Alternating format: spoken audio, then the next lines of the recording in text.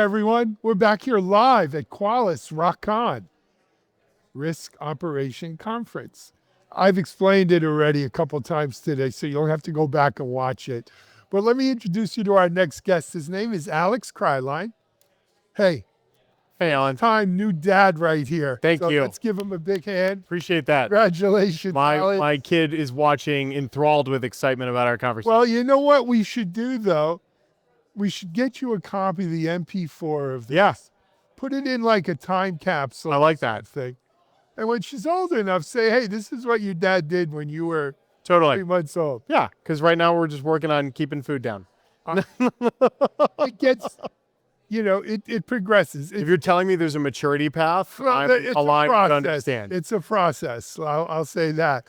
Anyway, congratulations. Thanks, man. Seriously, though, Alex. Alex, introduce yourself to the audience. Besides being a first-time new dad, what else do you do? Yeah, I run product security and public sector solutions at Qualys. So essentially, I have 3 jobs. My first job is to make sure that what we ship is safe for customers to use. The second is to make sure that when we ship something for customers, it materially protects them and aligns to compliance frameworks that they need to do their business.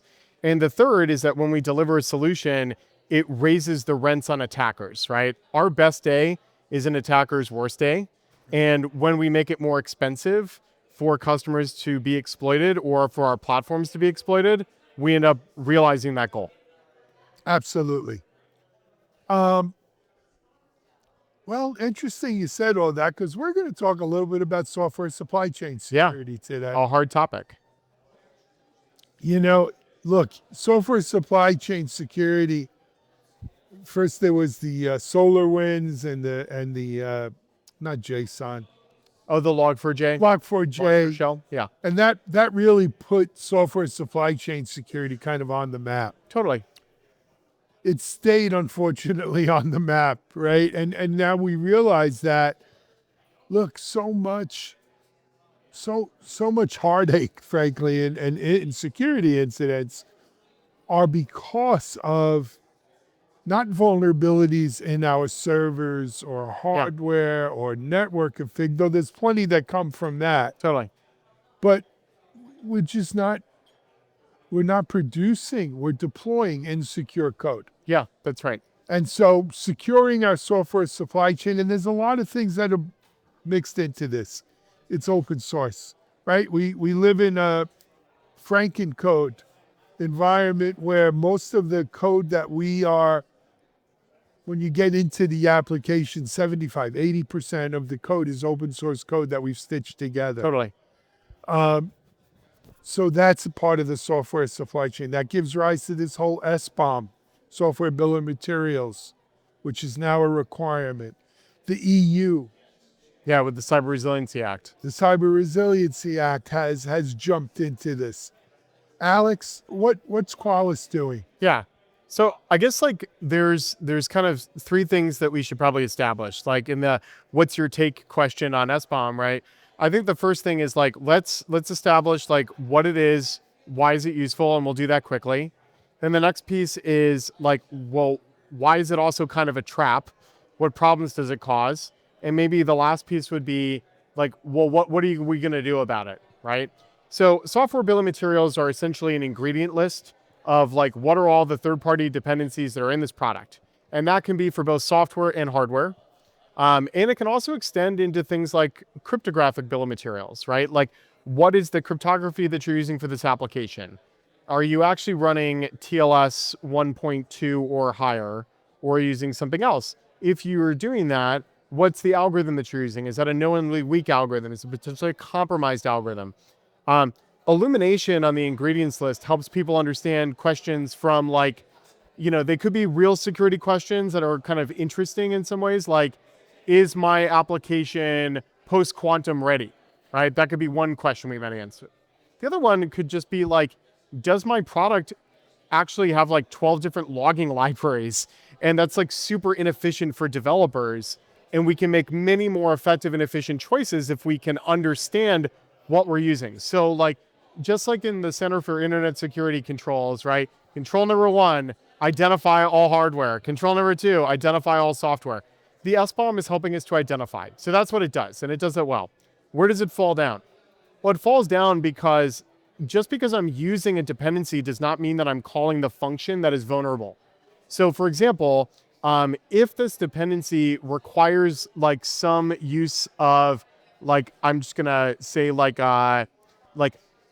HTTPS invocation in a specific manner, but I'm not using that, I get a true positive on the detection of the vulnerability, but that doesn't mean it's applicable. So the problem is at the intersection between, yes, I'm detecting something that is real, but it is not actually risky because of my choice of how I've implemented it, right? Like, I'm not enabling macros on Excel means that macro-based attacks are no longer applicable to a disabled macros field, right? Okay. So the problem is that it gives the opportunity is visibility. The problem is noise, right? Then the question is, what are we going to do about it? Because we still want transparency and we still deserve information, but we need it to be at the right signal to noise level. So there are a number of organizations, Qualys included, who are focusing on the kind of the next step in the SBOM, which is a question on the attestation of risk. There's a project called the Vulnerability Exploitability Exchange, or VEX, which I'm very involved in and very interested in. And what this asks the question of is the vulnerability applicable in your product, yes or no?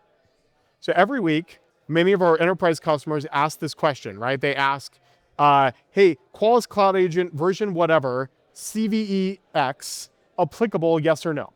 They don't care about vulnerable, they care about applicable. Because the question they're asking is, do I need a patch, right? If it's a non-applicable vulnerability, I won't dip into my 10,000 hours bucket, right? I will then reallocate my time to higher order things, right? The problem that SBOMs bring is that they cause support cases to get answers to questions that developers should be able to answer, but it's hard to without a framework. VEX is that framework, and CSAF, which is an open standards framework, is the method that we'll use to report. So the full scope opportunity is identify all your ingredients, be transparent about it, be prepared to respond to questions in machine readable standards-based formats that answer the real question of, is this applicable, yes or no? Right. And at the end of the day, this is something that always kind of vexed, no pun intended. Nice pun. Yeah, that vexed me about SBOM, which is the dependencies of dependencies of dependencies. Totally. How far do I got to go back? What's reasonable? Yeah, here? what's the orders? Right, and then some things, and remember, sometimes there's more to remediation than patching. Yes, right. Not everything needs a patch. Sometimes I shut a port down, or I make a network change, or what have you, without actually, patching software. And so I see a disconnect a lot of times.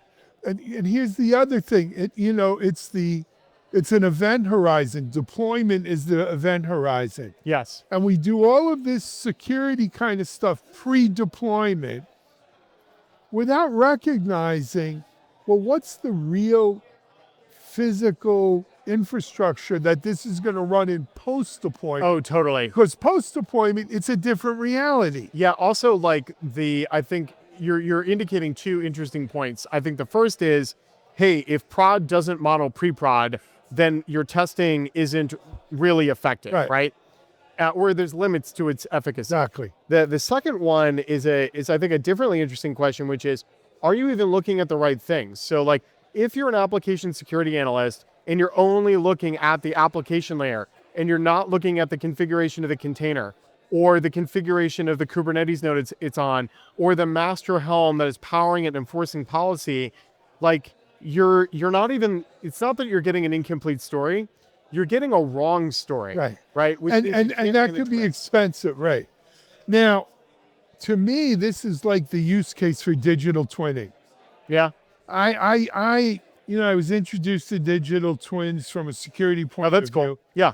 And look, I know sometimes it could be expensive to recreate your prod environment and run all your testing. Totally. But In my mind, if you're not doing it, you're not doing justice. Yeah. To, There's a lot of do it. Well, it causes friction, right? Unnecessary friction instead of flow, which is what we really want to get to as organizations. I also kind of see SBOMs as something similar, which is like they are good opportunities for flow because you can help developers share information amongst each other, identify opportunities for more investment as opposed to kind of balkanization. But it also does introduce a lot of friction because now people are really worried about, should I share, should I not?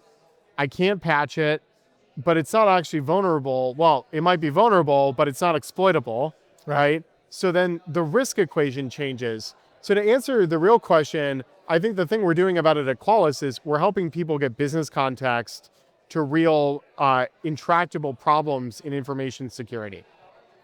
People just walk by here, Alex. It's all good. Like, yeah. all good. Well, welcome to a conference. Should have this guy on. Yeah. We should have stopped him. Totally. A man in the street. We should take on SBOMs. Yeah, but you know, the law's changing too, though, and I think maybe that's another piece, which is we're going to be made to do these things, right? There's now a shifting belief, especially in democratic governments across the world, that they want to with that word. supposedly democratic governments across the world that are trying to align to transparency frameworks, right? And there's good reason for that. You know, in a mission critical system or a life safety system, I absolutely need to have the transparency of the SBOM, and it's hard to tell the line sometimes. Yeah, no, right? I agree. I agree with you. And I think we're still wrapping our head around the whole SBOM thing. Yeah. How to use them effectively, how not to overuse them. Yeah. And I also think, back to your democratic government thing, we're definitely seeing not a bifurcation, but a difference of opinion. Totally. Of what the role of regulatory compliance should be. Yeah, that's true. Maybe more of a laissez-faire, And that's really true. I mean, look, I think something that's interesting is, like, if you're following the space, you're looking in vulnerability management, you'll come to know that the National Vulnerability Database is an amazing repository, but it's almost entirely critical and high-rated vulnerabilities. That means everything's high, nothing's high. Yeah, right. So it's not useful anymore. So if you apply that same understanding to software bill of materials, it means that everything is going to be bright red, right, on the chart. So then that brings us to the friction issue, right? The resolution is in going above what the CVE says and getting the attestation from the developer of the product. And that's where VEX and the Cybersecurity Advisory Framework come in. So this gets also to, with the government shutdown here in the U.S., we've kind of kicked the can on whether we're going to fund CISA. Yeah, totally. Going forward. And CISA had undertaken to maintain the CVE vulnerability database. Absolutely. Because they had already kind of cut money from NIST and MITRE and all of this. I was talking to a gentleman. It was a tech bro who sold his company for $1 billion something. That sounds nice. Yeah, he started, I forget his name, nice enough guy. You should try that sometime. I wish I could. Yeah. He's at University of South Florida. He started their cyber and AI school. Cool. And I asked him about this, Alex, and he said, well, CISA had a big budget, and they weren't always using it more efficiently. Maybe we need a different mousetrap. Maybe we need a different infrastructure. Maybe something like, your cyber risk exchange. Maybe we need more private-public cooperation. Sure. I don't pretend to know the answer to that, to tell you the truth. I had a great opportunity early in my career to work at the Department of Homeland Security. I worked at CISA before it became CISA. Okay. I would never expect to armchair quarterback on budget decisions at an agency that complex. I just don't think that's fair. But I think it's a fair call to say that, like, we all have to use these frameworks and these kind of utilities, right? So what's the user feedback on them? And I think generally we have positive user feedback on NVD and on MITRE, CVE, and CWE. I agree with you. I think they're indispensable. I also don't think that they are solving the problems that now users expect. And the difference isn't, are they doing a good job? They're doing a good job. They're doing the good job for what they're designed to Exactly, do. right? But now we have these different The questions. mission's changed. Yeah, we have different questions. I agree. So But that doesn't mean we can't adapt this to the new missions. I agree. You don't throw out the baby with the bathwater. I would like to see the government consider how might you enhance and enrich the scoring, not necessarily in NVD, but possibly elsewhere in other programs, to take in new intelligence information, like from producers like VEX or CSAF, the Cybersecurity Advisory Framework, to say, I get that we have this vulnerability, but here's what it really means. I'm really proud to work at Qualys because we give our customers that context. Right. I'd also like to see more context for people who aren't Qualys customers. They should be. We'd love them to be. Sure, that's fine. But like, we live in a real world where like operators have to work across lots of stacks. We're not selfish enough to think that anybody or everybody's just going to use our product. Maybe they should, fine, whatever. But I think the real point is we have a shared understanding here that risk eats vulnerability for breakfast, right? Let's get everybody on that train so they can manage risk and not just be fearful of everything. The fear doesn't help. What a great way to end this interview, Alex. And I can't think of anything else to say beyond this. Smart guy here and a dad. We're going to take a break on TechStrong TV. We're going to come back with more Qualys ROCon in just a moment.